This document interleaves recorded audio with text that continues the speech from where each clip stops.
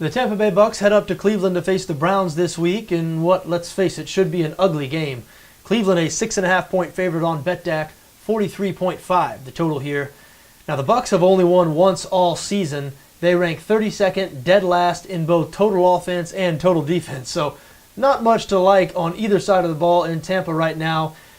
But the Browns have just played back-to-back winless teams. As a matter of fact, you look at this current stretch of Cleveland's schedule, Jacksonville, Oakland, Tampa Bay. Find an easier three-game stretch for any team in the NFL. I don't think you're going to be able to.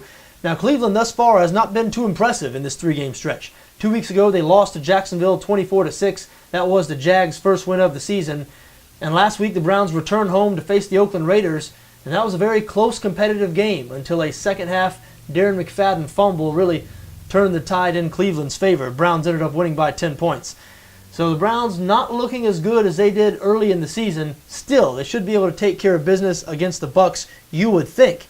However, the Bucks did play well on defense last week. They lost in overtime to the Minnesota Vikings, really stymied that Minnesota offense all game. And you look at this Cleveland offense, you have to be very concerned. Now, of course, you should be concerned with the Cleveland defense as well. That's because they rank 29th in yards allowed and 30th against the run. They're just not good at all on that side of the ball, but that's been the case all year. That's nothing new. The offense, on the other hand, was very efficient throughout the first 5 or 6 weeks of the season, but ever since they lost center Alex Mack, they just haven't been the same.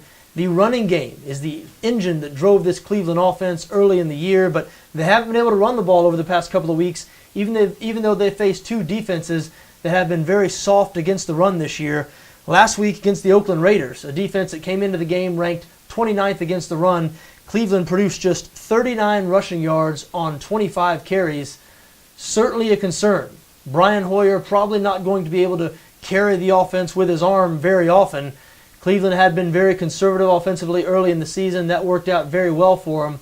If they're forced to go away from that, if they're forced to become a pass-first offense, especially before Josh Gordon returns, I think that could be trouble. And as we said, the Bucks did put forth a good defensive performance last week against the Minnesota Vikings. They had a bye back in Week 8, so it's quite possible that Lovie Smith, who's of course known as a defensive coach, fixed some things on this Tampa defense during the bye. They were much better last week against the Minnesota offense that has admittedly been struggling this season.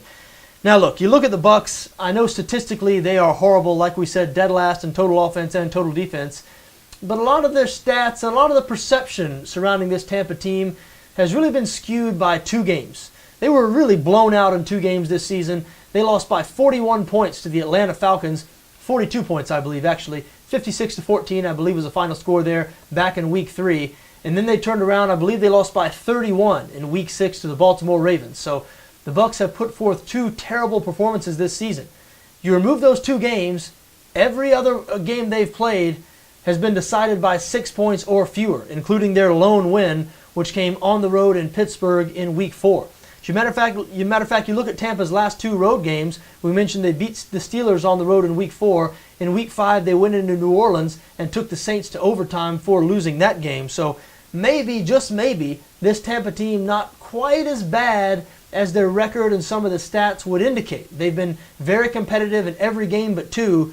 And Cleveland giving a whopping 6.5 points in this spot, I just think it's too many points. I think the Browns are probably the better team in this case. But like we said, they've had real problems on offense the past couple of weeks. They haven't been good on defense all year. And the Bucks, aside from two games, have been competitive in every game this season. So I think this should be an ugly, low-scoring game. We see a total here, a relatively low total of 43.5, even though we have defenses that rank 32nd and 29th. That should tell you all you need to know about the offenses. Like I said, an ugly, low-scoring game is expected. I expect Cleveland to win, but I think it's just too many points here. I think Tampa plus 6.5, probably the right play.